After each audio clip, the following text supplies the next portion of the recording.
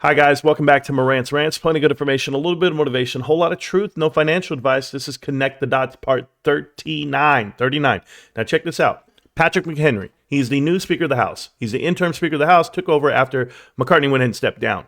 But check this. I mean, do we even know everything about this guy? I hope we do, because here you go.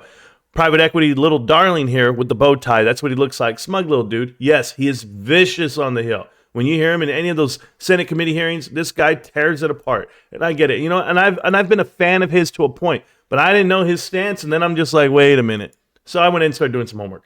And here you go. He made a statement about Gary Gensler's new rule. Gary Gensler went out there and put some rules for what private equity could do. Okay. Now he was against this rule. And the thing about him is that you have to understand, Gary Gensler's putting out these rules on behalf of whom? Right? They would tell you they're independent, but it might just be via the administration because the administration can't pass anything through the House. The Republicans have the majority of the House. Therefore, they could do nothing. But he's going a roundabout way to put the clamps on private equity. And why is McHenry against that? Well, McHenry, he's a huge supporter of private equity. He says here, private equity creates investment opportunities that lead to jobs. We know this not to be the case. We know that they do cuts, they gut companies, they destroy them from within. I'm just going off the track record here, Mr. McHenry. I looked at every single company that they've ever bought out. They've done all these little tips and tricks with, and all they're really doing is gutting the coffers and taking money from the public. But that's what Connect the Dots is all about, shedding light on that. But here's what you said.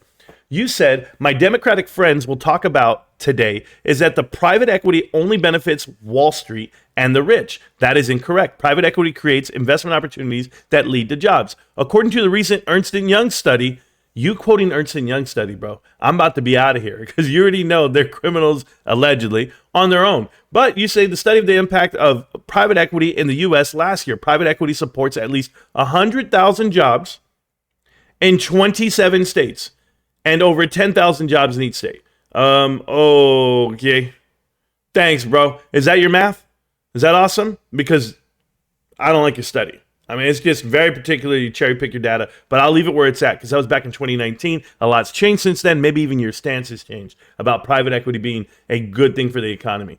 But I know why you talk the way you do because you're bought and paid for, allegedly, right? Signature Bank threw a fundraiser for you 10 days before they announced that they were going bankrupt and or they were leveraged and or they couldn't do what they wanted to do. Additionally, the funding that you got was from First Republic as well.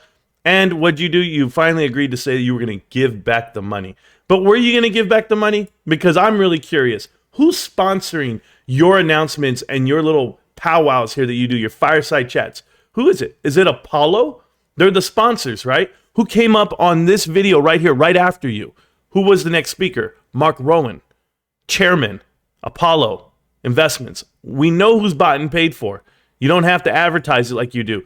But let's go ahead and look at your contributions. I mean, I want to hang out with you, Patrick McHenry, because look who's giving you money. Signature Bank. Just so happens they're the third biggest one to give you money. It's not like they just gave you a little bit. Signature Bank. Blackstone. JP Morgan. Apollo. KKR. Virtue.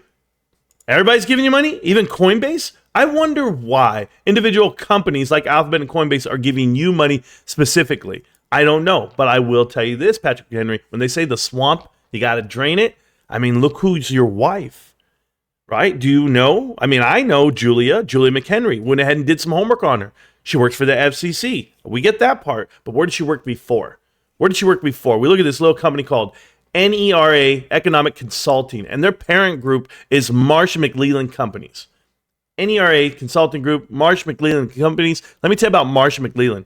Not only are they like Boston Consulting Group, are they like McKinsey, they were in the upper echelon of the building, right? They were at the floor, 92, 93, 96, 97, 98 of the World Trade Center when it got hit by planes.